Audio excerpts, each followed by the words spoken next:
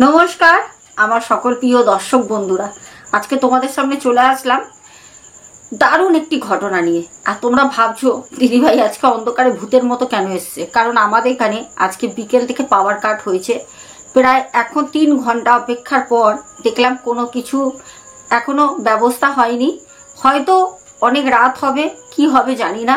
তো আমি তোমাদের কাছে চলে আসলাম আর একটি ফোন থেকে ফ্ল্যাশ লাইট অন করে তোমাদের সাথে ঘটনা শেয়ার করতে। কারণ আমাকে তোমাদের ঘটনা দিতেই হবে, নাহলে পারে তোমরাই বলবে দিদিভাই অপেক্ষা করছিলাম, কি করে রাতে ঘুমাবো। আমাকে পার্সোনালি তোমরা অনেকেই ফোন করো, দেন হোয়াটসঅ্যাপে মেসেজ করো। যাই হোক, আজকে সোজা যাব ঘটনায়। প্রত্যেককে বলবো একটা করে লাইক করে দাও। অলরেডি করে দিয়েছো জানি, তবুও বলছি একটা করে লাইক করে দাও। যারা এখনো পর্যন্ত ভালোবেসে চ্যানেলটাকে সাবস্ক্রাইব করোনি তাড়াতাড়ি করে নাও। এবার চলো আমরা সোজা ঘটনায় যাব। আমাদের আজকের ঘটনাটা দারুণ ভয়ের, কিন্তু গায়ে কাটা দেবে। সত্যি কথা বলছি, জানি না একটা আবহ তৈরি হয়ে গেছে, পুরো চারপাশে অন্ধকার ঘুটঘুট করছে, তার মধ্যে ভূতের ঘটনা, তাও আবার তোমাদের সাথে। হ্যাঁ, আজকে কিন্তু আমি একা নেই, প্রিন্স আছে, প্রিন্স পাশে রয়েছে ওইদিকে। আজকে ভয়টা লাগছে না। এর আগে হট করে একদিন পাওয়ার কাট হয়ে যায়, প্রচন্ড ভয় লাগছিল, বাড়িতে কেউ ছিল না, অনেক কিছু হয়েছে তোমরা জানো। চলো ঘটনাটা বলি।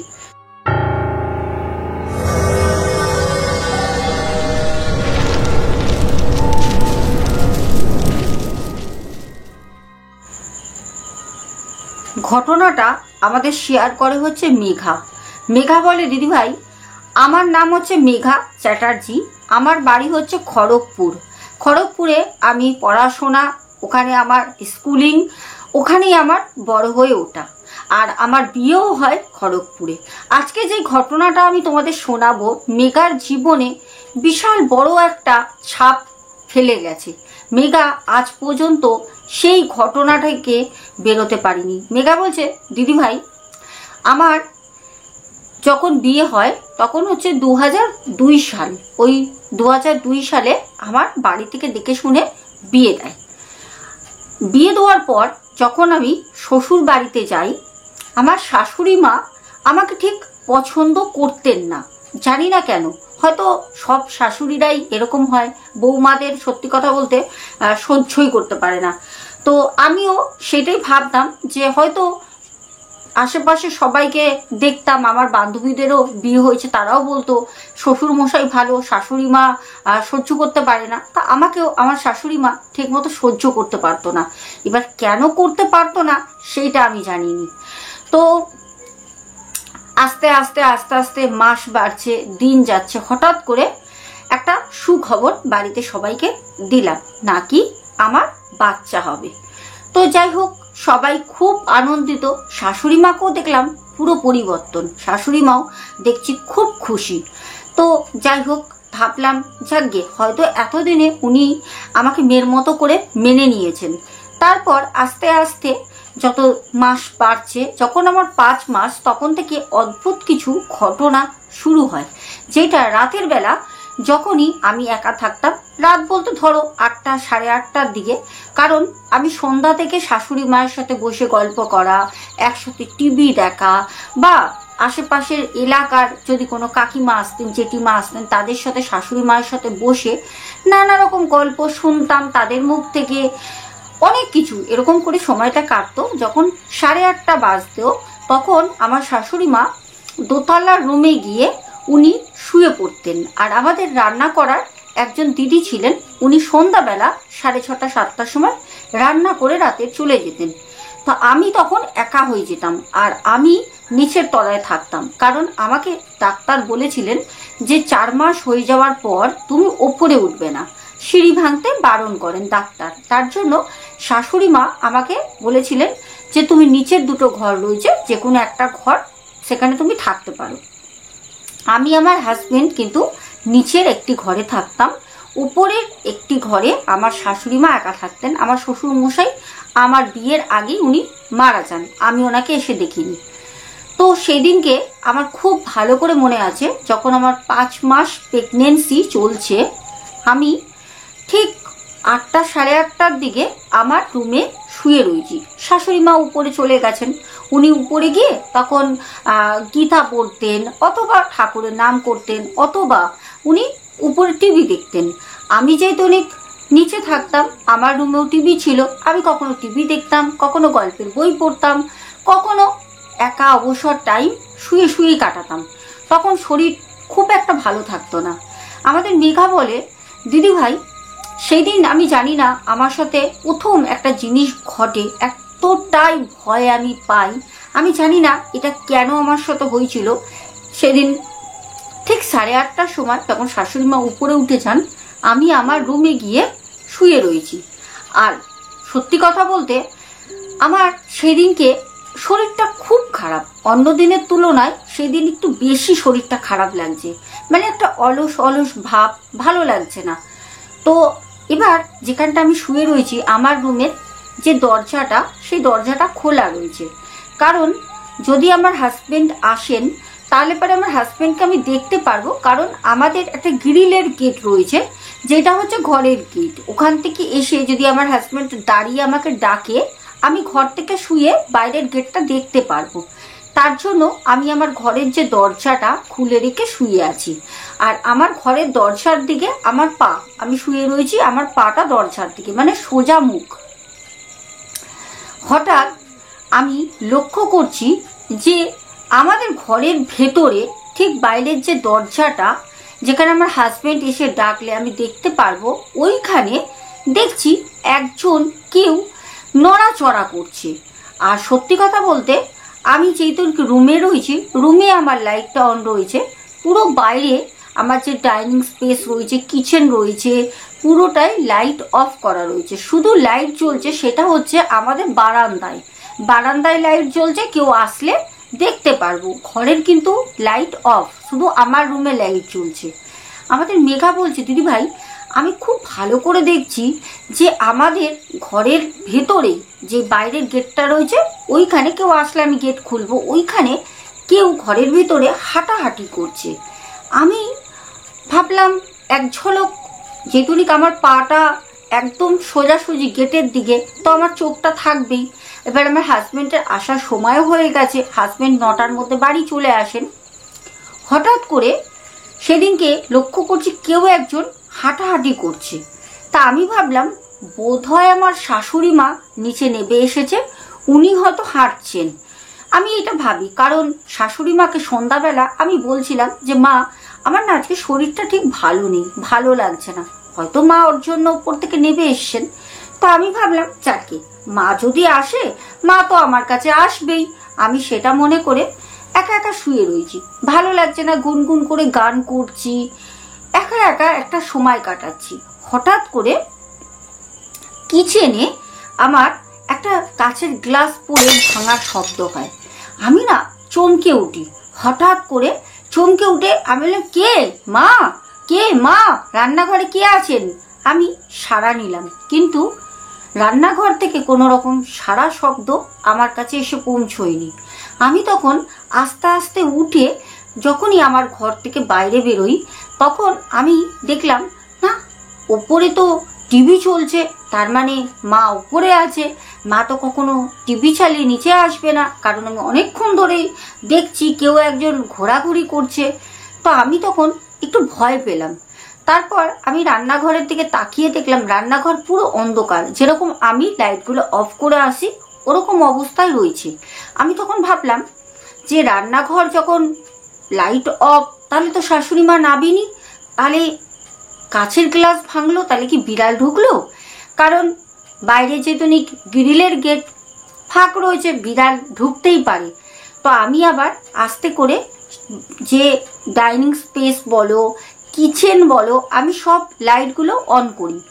অন করতে আমি কিচেনে গেলাম, গিয়ে দেখলাম কিচেনে গ্লাসটা নিচে মেঝেতে পড়ে পুরো ভেঙে চূর্ণ চূর্ণ হয়ে গেছে, কিন্তু কেউ নেই, কেউ নেই। আর সব থেকে বড় কথা, আমি তখন ভাবলাম মনে হয় বিড়াল এসছিল, পালিয়ে গেছে, এটাই হবে। আমি এসে শুয়ে পড়ি। তখন আমার শরীরটা আরো বেশি খারাপ লাগছে, কারণ ওই গ্লাস পড়ে ভাঙার শব্দটায় আমার না আরো বেশি অস্বস্তি বাড়িয়ে দিয়েছে। তো আমি ভাবলাম যে শাশুড়ি মা একবারও শুনতে পারলেন না নিচে গ্লাস ভাঙলো, কি ঘুমিয়ে পড়লেন, টিভি চালিয়ে অনেক সময় শাশুড়ি মা উপরে ঘুমান। তো আমি সেটাই ভাবি, তা আমি আবার আমার রুমে এসে চুপ করে শুয়ে পড়ি। তো হঠাৎ করে আমি আবারও লক্ষ্য করলাম ঠিক আমার যে ঘরের দরজাটা ওই সামনেটা কেউ একটা ছায়া মূর্তি এসে দাঁড়িয়ে আছে।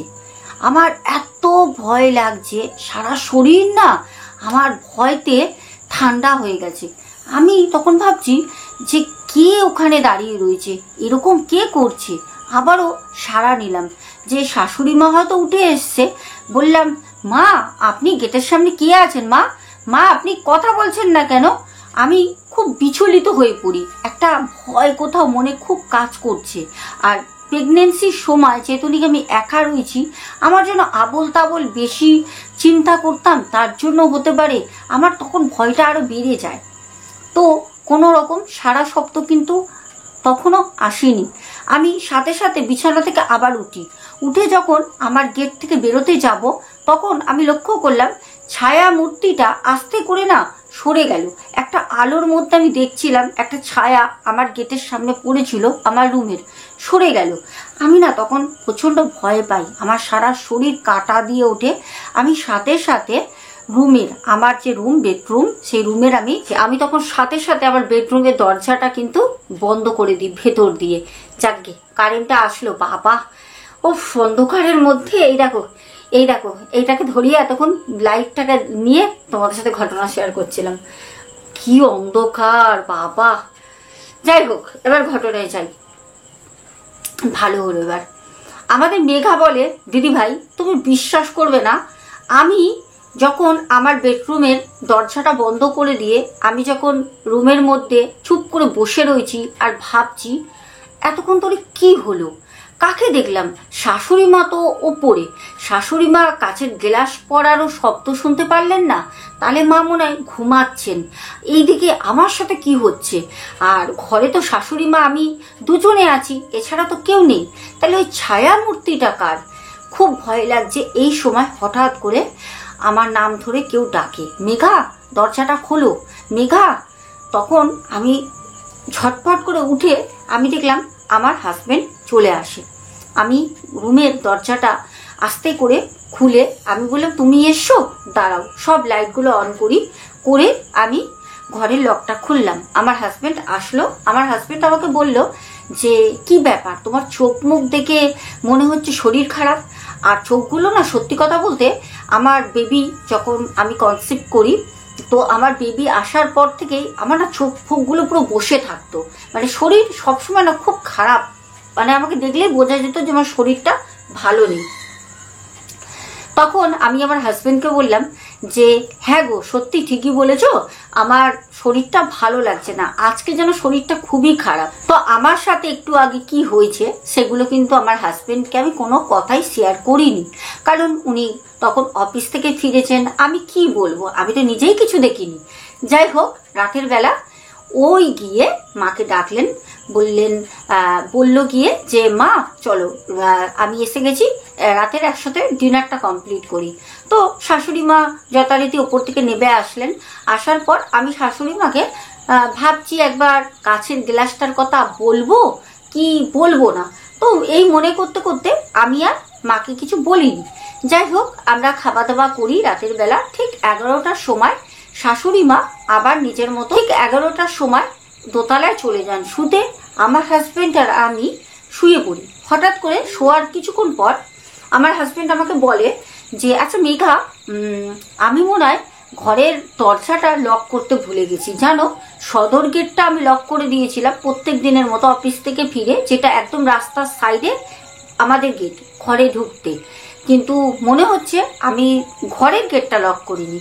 তা আমি তখন বললাম যে একটা কাজ করো, তুমি শো, আমি লক করে আসছি। তা আমাকে আমার হাজবেন্ড বললো যে না তুমি শো, আমি লকটা করে আসি। বলে আমার হাজবেন্ড লক করতে যায়। লক করতে গিয়েই হঠাৎ আমার হাজবেন্ড, মেঘা মেঘা তাড়াতাড়ি বেরো, মেঘা তাড়াতাড়ি এসো, এত জোরে চিৎকার করে আমাকে ডাকছে। আমি সাথে সাথে আমার যে বেডরুমে শুয়েছিলাম উঠে আমি আসতে তখন আমাকে বলছে, মেঘা দেখো কে যেন ওখানে দাঁড়িয়ে রয়েছে না। আমি কিন্তু কাউকে তখন দেখতে পাচ্ছি না, কিন্তু আমার প্রচণ্ড ভয় লাগছে, কারণ কিছুক্ষণ আগে আমার সাথে এরকমই কিছু ঘটেছিল, যেটা আমি পুরোটাই চেপে যাই। আমি না শাশুড়ি মাকে না আমার হাজবেন্ডকে কাউকে বলিনি। আমি তখন আমার হাজবেন্ডকে বললাম, কই কোথায় না তো, আমি কিন্তু তখন কিচ্ছু দেখতে পাচ্ছি না, দেখতে পেলে তো বলবো। আমি বললাম কই কেউ না তো। তখন আমার হাজবেন্ড বলল, ও তাহলে মনে হয় আমাদের বাড়ির পেছনে যে নারকেল গাছটা রয়েছে, বাইরে বেশ হাওয়া দিচ্ছে, জ্যোৎস্নার রাত, তো মনে হলো ওই গাছের ডালটার ছাওয়াই মনে হয় ওখানে পড়েছে, তাই না বলো? তো আমি তখন আমার হাজবেন্ডকে বললাম, হ্যাঁ হ্যাঁ ঠিকই বলেছো, ওই গাছেরই ওটা ছায়া, হয়তো ডালটা হাওয়ায় দুলছে, তার ছাওয়াটা পড়েছে, বলে চলে গেলাম। কিন্তু আমার কোথাও গিয়ে মনে মনে একটাই জিনিস ঘুরছে, যে আমি তাহলে কিছুক্ষণ আগে আমার বেডরুমের দরজার সামনে কাকে দেখেছিলাম, আর ঘরের মধ্যে তো ঘুরতে দেখছিলাম ব্যালকনিতে কোনো একটা ছায়া মূর্তি, তাহলে সে কে ছিল? সেটা তো কোনো গাছের পাতার ছায়া হতে পারে না। আমি কি হাজবেন্ডকে বলে দেবো সব ভাবছি। তারপর এই ভাবতে ভাবতে আমার হাজবেন্ডকে আমি বলার জন্য যখন বললাম যে জানো তো আজকে না একটা কথা তোমাকে আমি বলিনি, তো কোনো সাড়া নেই। আমি বুঝতে পারলাম ও ঘুমিয়ে পড়েছে। যাকে সকালবেলা 8টার সময় বেরোয়, রাতের বেলা 9টার সময় অফিস থেকে বাড়ি ফিরে, আর কতটাই বা শরীর দেয়। তো আমিও চুপচাপ পাশ ফিরে শুয়ে পড়ি। মেঘা বলছে, দিদিভাই তুমি বিশ্বাস করবে না, সেটা যদি একদিন হতো হতো, তারপর থেকে প্রত্যেক দিন যখনই শাশুড়ি মা 8টা সাড়ে 8টার দিকে ওপরে নিচের রুমে চলে যেতেন, আমি যখন একা নিচে থাকতাম আমার অটোমেটিক্যালি খুব ভয় লাগতো, খুব ভয় লাগতো। পরের দিনের ঘটনা বলি, শনিবার ছিল, আর সেদিন ছিল মাঘী পূর্ণিমা।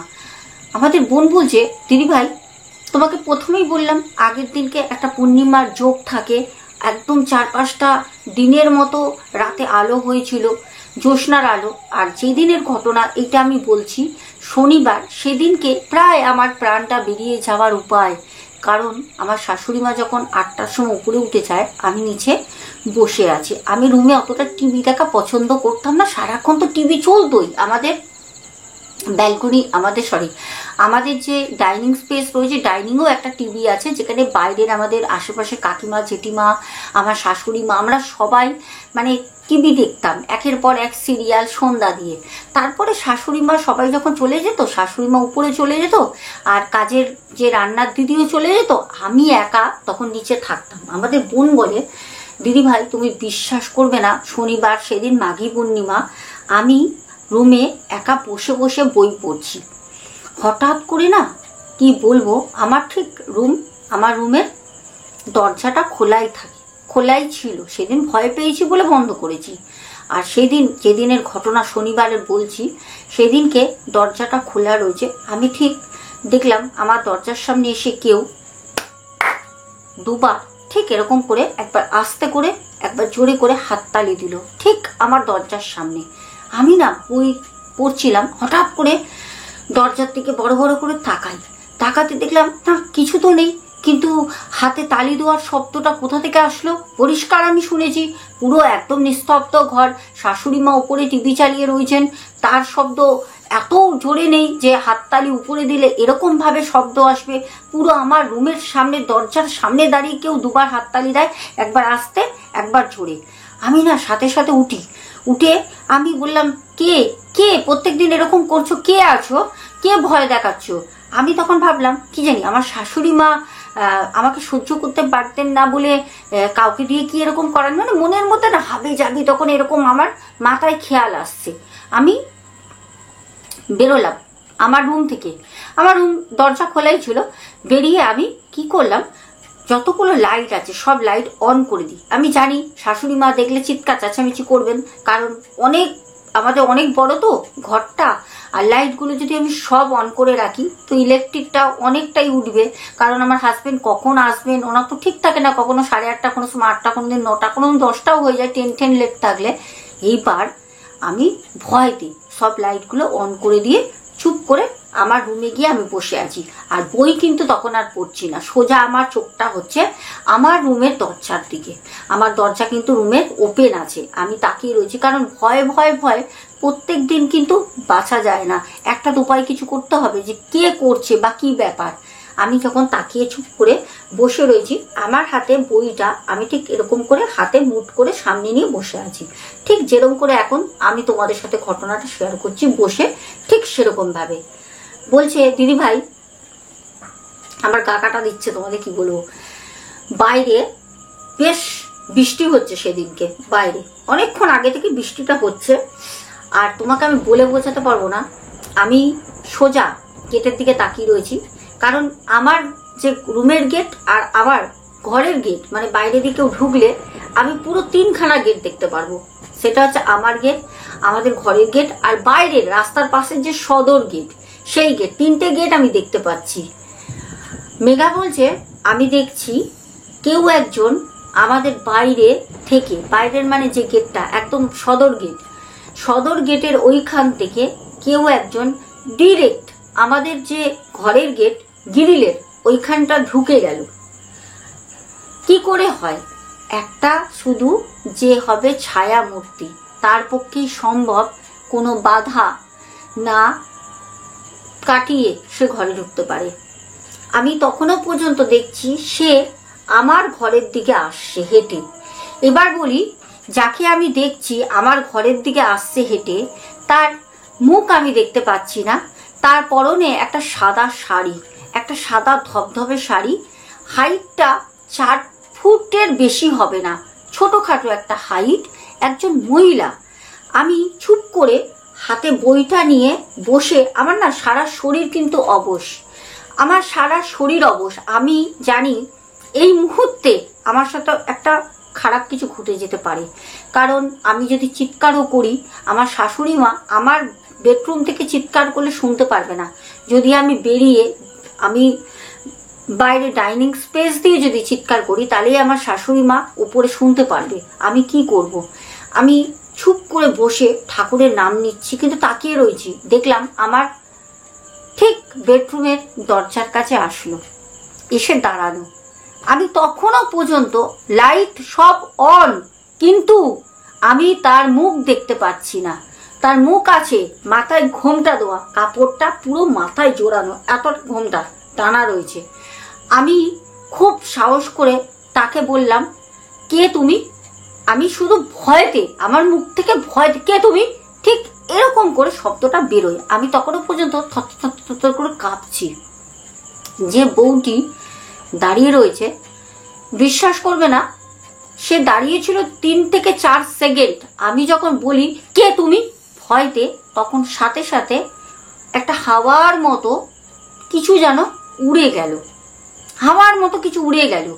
আমি ভয়তে ওখানে কিন্তু জ্ঞান হারাই। তারপর কখন আমার হাজবেন্ড আসে, কখন ডাক্তার ডাকে, আমি কিছুই জানি না। রাত যখন 12টা বাজে, তখন আমার হাজবেন্ড, আমার শাশুড়ি মা, আমার পাশে 2 কাকিমা যারা প্রত্যেকদিন বিকেলবেলা আসতো, সবাই তখন রাত 12টার সময় আমার খাটের মধ্যে ঘিরে আমাকে বসে আছে। আমার হুঁশ আসে, আমি চোখ খুলি। আমাকে তখন জিজ্ঞেস করে যে কি তুমি দেখেছো, তুমি অজ্ঞান হয়েছিলে। আমার হাজবেন্ড দেখলাম কান্নাকাটি করেছে, বলছে আসলে ওরকম একটা সময় তো শাশুড়ি মা আমাকে জিজ্ঞেস করলো, বৌমা তুমি কি হয়েছিল, তুমি অজ্ঞান হলে কেন, তুমি আমাকে কেন ডাকোনি, তুমি তো ফোন করতে পারতে। আমি শাশুড়ি মাকেও কোনো কথা বলিনি, আর আমার হাজবেন্ডকেও কোনো কথা বলিনি।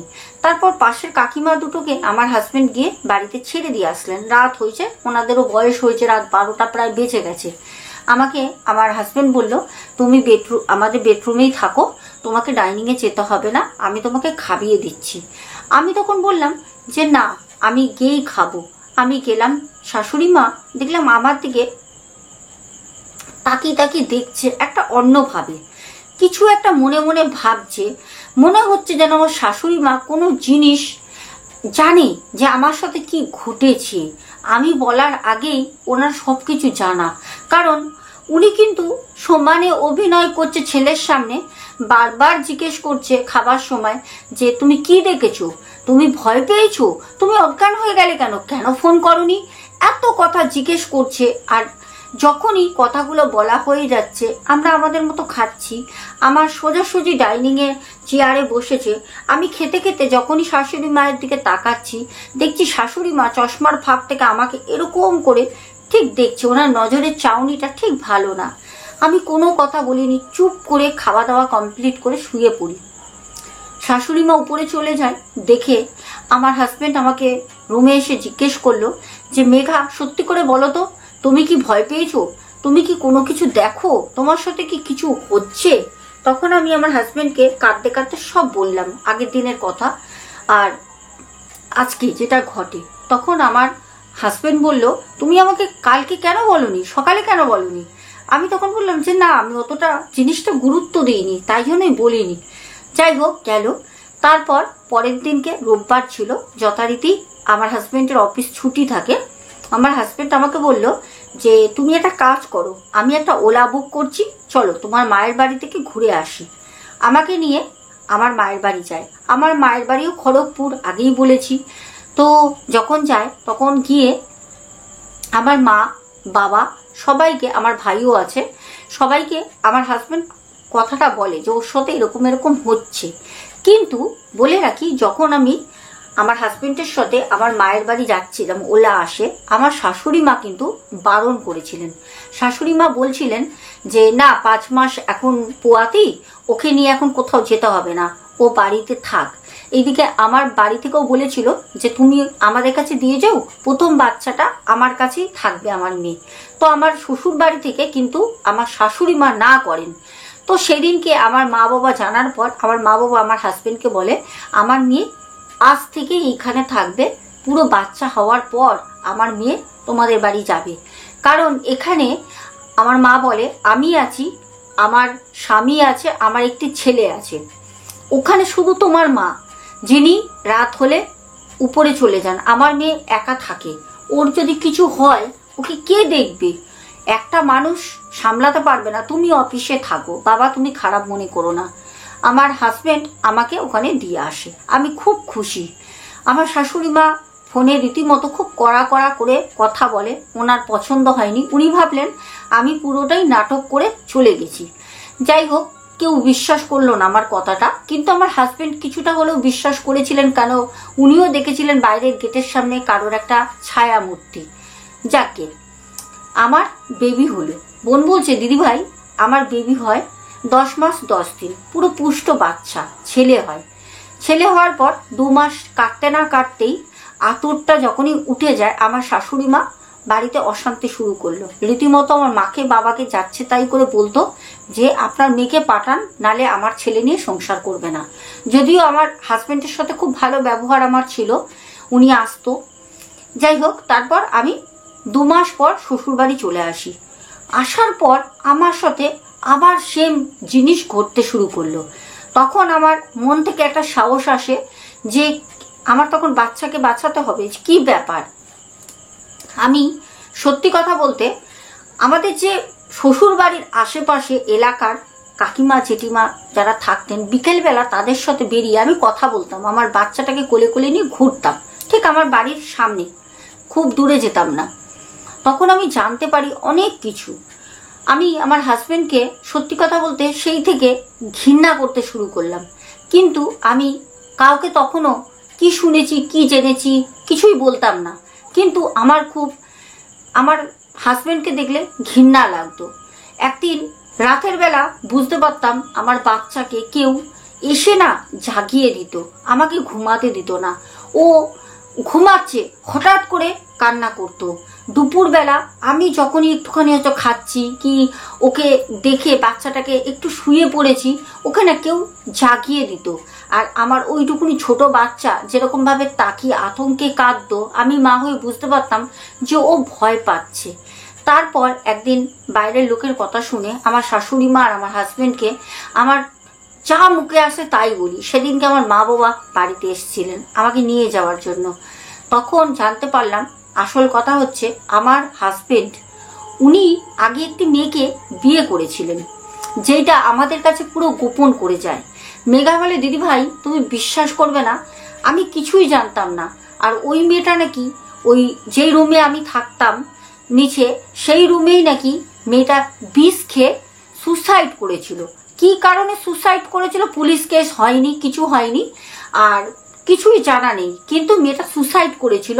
সবকিছু কিন্তু টাকা পয়সা দিয়ে আমার শাশুড়ি মা আর আমার হাজবেন্ড জিনিসটা সালটে নেয়।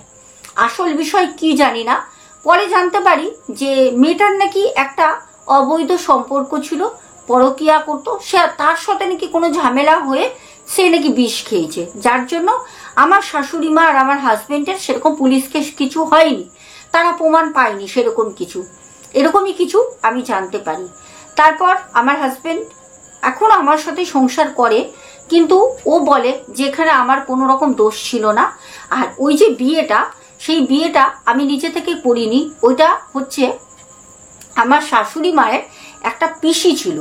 সেই পিসি অনেক ভিতরে ওই খড়গপুরে একটা গ্রামের দিকে পিসির বাড়িতে আমার শাশুড়ি মা যাওয়া আসা করতো, মানে শাশুড়ি মায়ের পিসি সেখানের একটি গ্রামের মেয়েকে আমার শাশুড়ি মা বাড়িতে নিয়ে আসে কাজ করানোর জন্য। সেই মেয়েটাকেই আমার হাজবেন্ডের সাথে জোর করে বিয়ে দিয়ে দেয়। আসলে অনেক পুরনো, অনেক আগের কথা, তখন আমার হাজবেন্ডের বয়সও ছিল অনেক কম। আমার হাজবেন্ড বলে বিয়ে বলে কি জিনিস তখন আমি জানতাম না, কাজ করতো তোমার মায়ের, ওকে খুব ভালো লাগতো। তো সেই মেয়েটা খুব ছোটখাটো ছিল, প্রথমেই বলেছি 4 ফুট হাইট হবে, আমি ওকে দেখেছিলাম সাদা শাড়ি পরা। বলছে মেয়েটাকে দেখতে শুনতে খুব সুন্দর ছিল ছোটখাটোর মধ্যে, তো তার সাথে আমার হাজবেন্ডের বিয়ে দিয়ে দেয়। তারপর মেয়েটা পরে জানতে পারি যে কারোর সাথে কিছু সম্পর্ক ছিল, যার কারণে ও বিষ খেয়ে নেয়। এইটুকুনি জানি। আমাকে মেঘা বলে দিদি ভাই আমি আজও আমার হাজবেন্ডের সাথে সংসার করছি, ভালো মতনই রয়েছি, আমার এখন ছেলে অনেক বড় হয়ে গেছে, আর আমার শাশুড়ি মা মারা গেছেন, শাশুড়ি মা এখন আর নেই, তাই জন্যই এখনো পর্যন্ত হয়তো আমি ওই সংসারে টিকে আছি। কারণ সত্যিটা জানার পর থেকে আমার শাশুড়ি মাকে আমি এমনি দেখতে পেতাম না, কথাও বলতাম না। তারপর যাই হোক মৃত্যুর সময় ওনার সেবা যত্ন করেছিলাম, তবে উনি মারা গেছেন। যাই হোক প্রিয় দর্শক বন্ধুরা, তোমাদের ঘটনাটা কেমন লাগলো অবশ্যই বলো। আমাদের মেঘার খড়গপুর থেকে পাঠানো সত্য একটি ঘটনা তোমাদের বললাম। কালকে ঘটনা আসছে ফুটেজ সহকারে, আজকে আসবো, দেখা হবে ঠিক আগামীকাল রাত 10:30টায়। আজকের মতো টাটা, গুড নাইট। কেমন লাগলো কমেন্টসে কিন্তু অবশ্যই জানিয়ে যাবে ঘটনাটা। আজকের মতো টাটা, চলো।